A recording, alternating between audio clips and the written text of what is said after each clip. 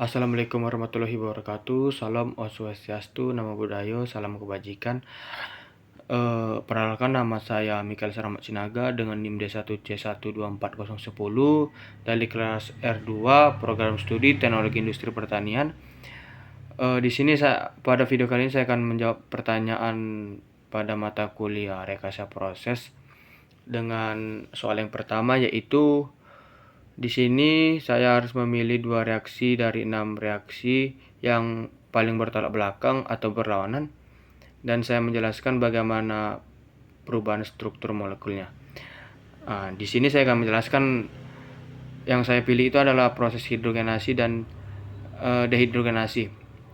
Hidrogenasi itu adalah proses kimia yang dimana ada penambahan hidrogen ke dalam suatu senyawa, sedangkan dehidrogenasi adalah pelepasan hidrogen pada proses senyawa kimia. Sehingga menurut saya ini adalah sebuah proses kimia yang bertolak belakang.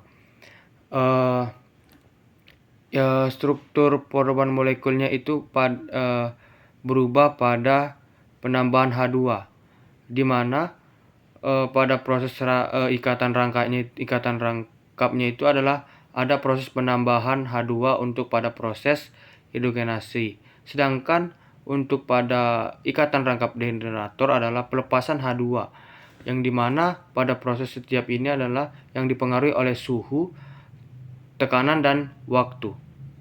Serta pada proses ini sangat dibutuhkan sebuah katalis untuk mempercepatkan pada reaksi kimia tersebut.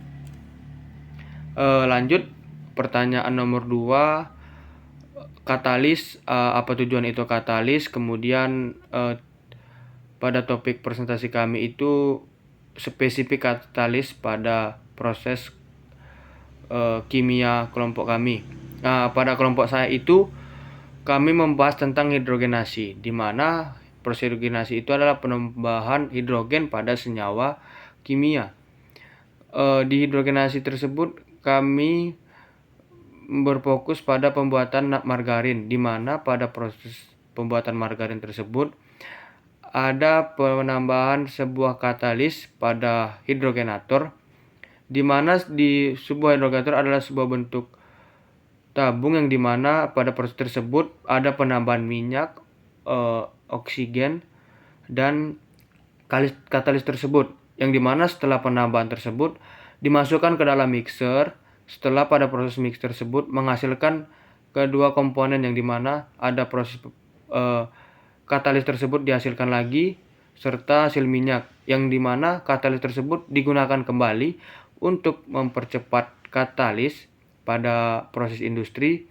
Selanjutnya diumpankan kembali kepada hidrogenator untuk melakukan proses tersebut, selanjutnya, sehingga bisa disimpulkan katalis tersebut berfungsi sebagai mempercepat sebuah reaksi kimia tanpa ikut bereaksi kepada bereaksi kepada proses tersebut, hanya untuk mempercepat, sehingga sangat dibutuhkan pada sebuah industri untuk efisiensi pengerjaan dan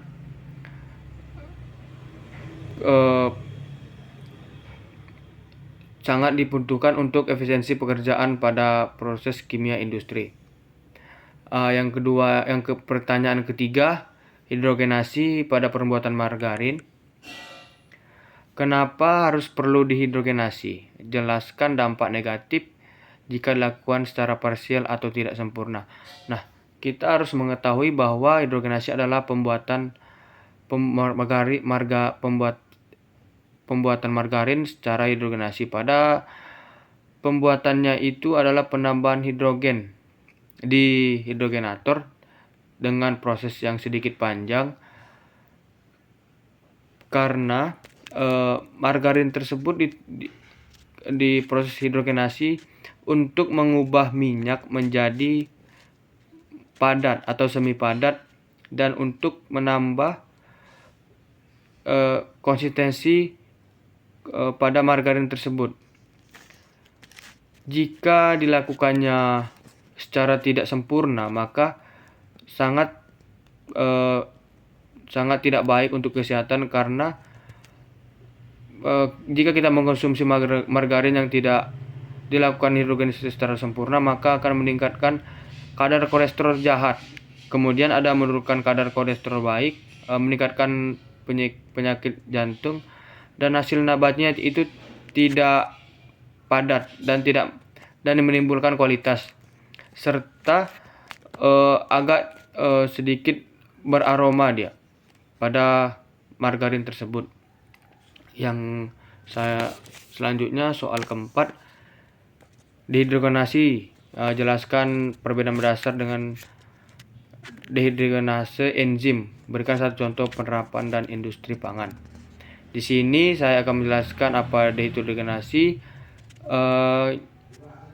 Dehidrogenasi itu adalah pelepasan hidrogen atau H2 dari sebuah senyawa, di mana agar senyawa tersebut tidak jenuh dan tidak mengalami oksidasi. Contohnya pada industri pangan yaitu produksi perisa atau aroma, pembuatan etanol dari dehidrogenasi menjadi asetaldehyda. Kemudian ada dehidrogenase enzim di sini untuk mengkatalisis reaksi dehidrogenasi dalam sebuah sistem biologis dengan membantu pemilihan hidrogen atau elektron dari suatu tempat ke dalam substrat ke substrat elektron lainnya. Contoh industri pada pangan tersebut adalah proses pembuatan yogurt, di mana pembuatan yogurt adalah produk susu yang difermentasi dengan menggunakan enzim dehidrogenase, membantu untuk pembuatan asam laktat dan memberi rasa asam yang khas. Kemudian ada soal yang kelima. Di sini saya akan pada soalnya itu bleaching pada permurnian minyak kelapa sawit. Apa tujuan menghilangkan pigmen? Jelaskan mekanisme kerja bleaching earth dalam mengikat pigmen tersebut.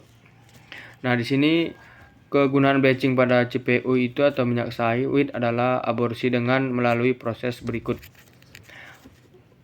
Tujuan bleachingnya itu adalah pemurnian pada minyak sawit tersebut dengan menghilangkan pigmen dengan mekanisme penghilangan fisik pigmen warna seperti karotenoid diikat dan dijebak di permukaan serta dengan pori-pori yang sedikit kecil pada bleaching earth melalui gaya Walther lens.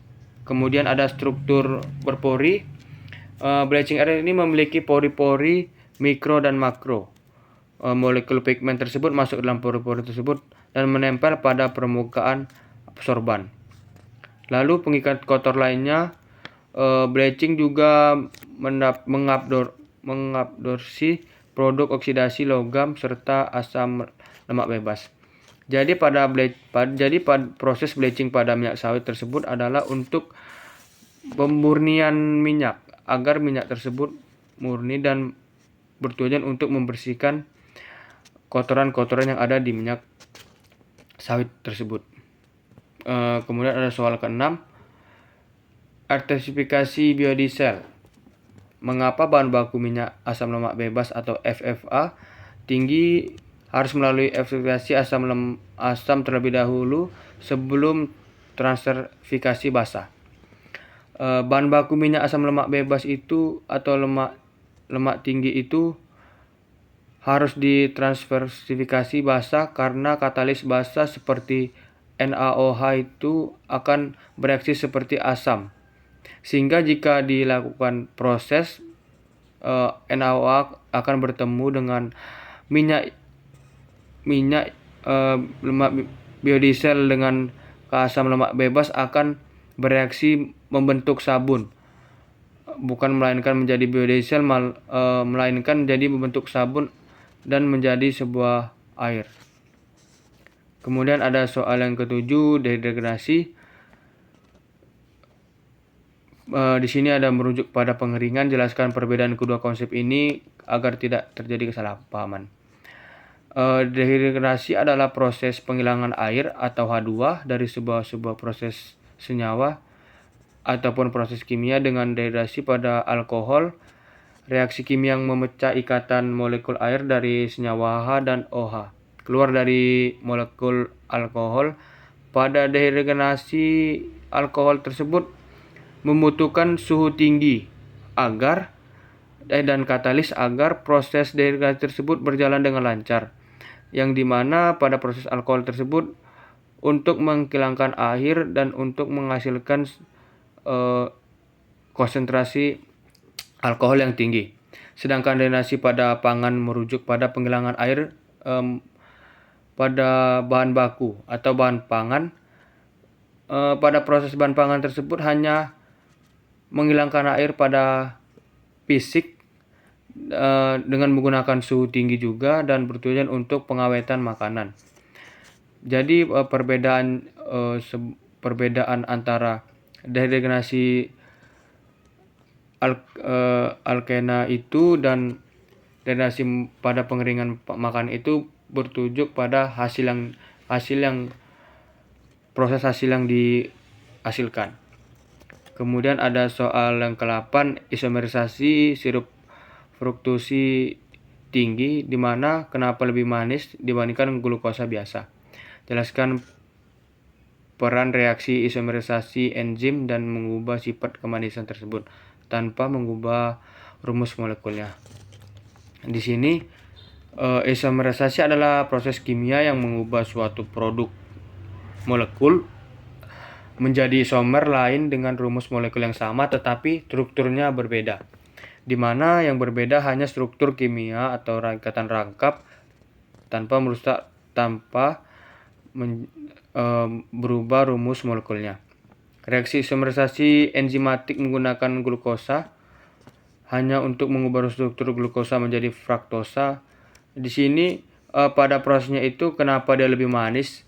Dia pada proses kimia itu mengikat glukosa pada enzim glukosa isomer. Kemudian pembentukan intermediat ediol, kemudian konvertasi aldehida menjadi keton, kemudian pelepasan fruktosa dari enzim. Sehingga rasa manis dari fruktosa tinggi lebih manis daripada glukosa biasa. Dikarenakannya ada perubahan struktur kimia. Pada soal yang ke-9, sebutkan 3 faktor operasi suhu, tekanan, pH, dan waktu yang paling kritis mempengaruhi keberhasilan reaksi tersebut. Apa yang terjadi jika faktor tersebut tidak dikendalikan? Dalam operasi industri tersebut, menurut saya yang paling dikritis itu adalah suhu, tekanan, dan waktu, di mana pada proses yang saya bahas presentasi minggu lalu yaitu proses hidrogenasi, di mana proses hidrogenasi ini sangat paling diperhatikan adalah suhu, sangat mempengaruhi kecepatan reaksi hidrogenasi tersebut dan aktivitas katalis. Jika suhu yang digunakan terlalu rendah, maka proses pencampuran pada hidrogenator menjadi rendah. Kemudian jika suhu terlalu tinggi, maka proses sampingnya ada proses produk samping yang tidak diinginkan. Kemudian penurunan kualitas produk dan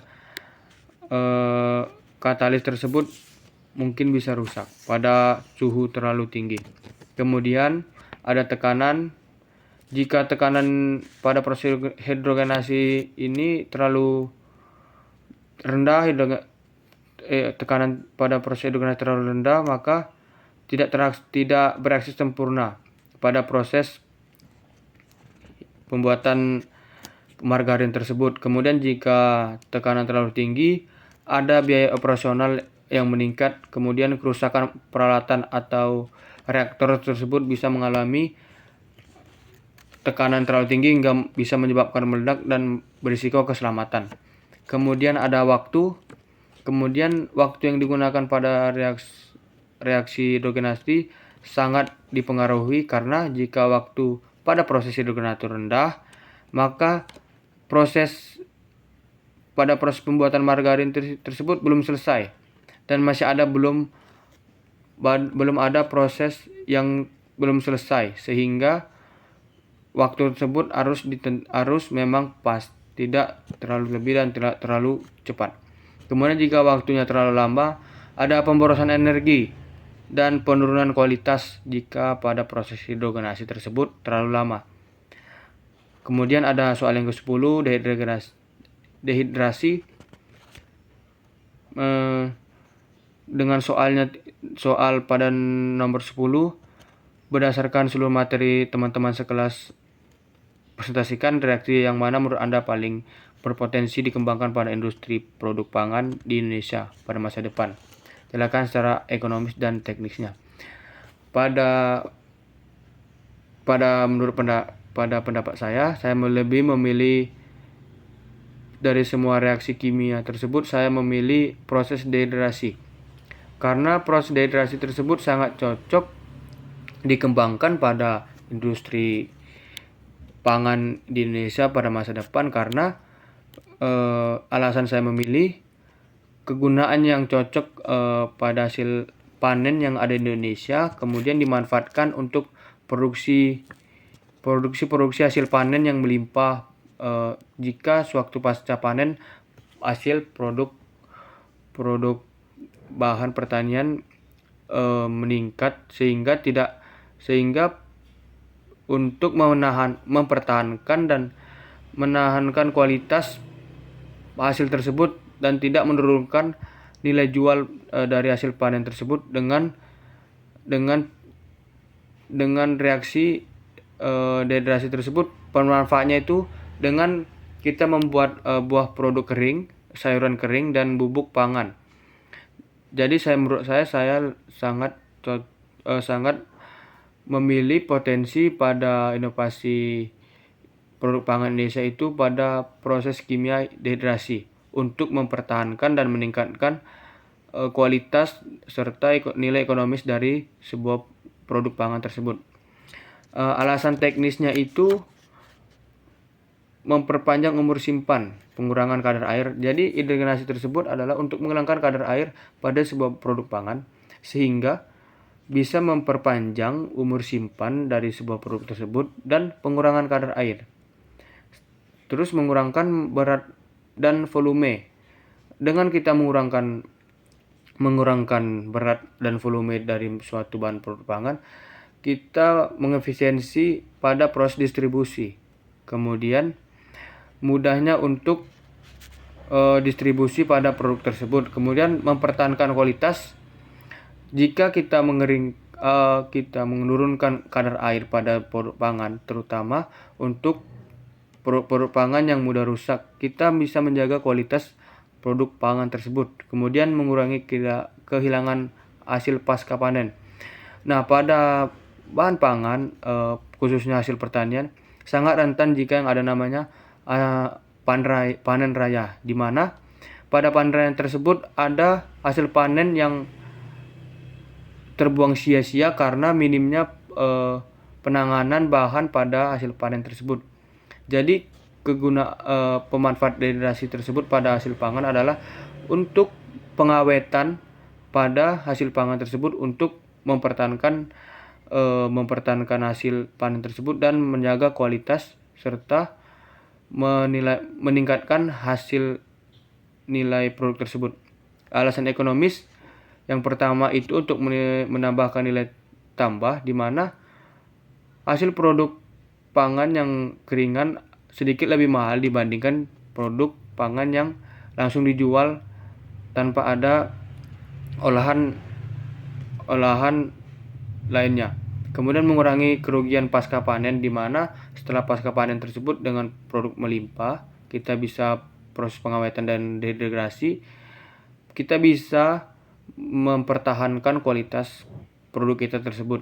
Kemudian penurunan biaya distribusi, di mana penurunan distribusi tersebut kita bisa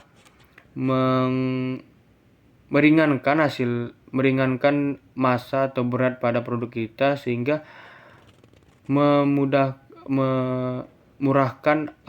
memurahkan untuk distribusi kita dan memasarkan produk kita. Mungkin dari 10 ini ada 10 jawaban dari saya. Mohon maaf jika ada kata-kata yang salah dan tidak berkenan. Saya ucapkan terima kasih.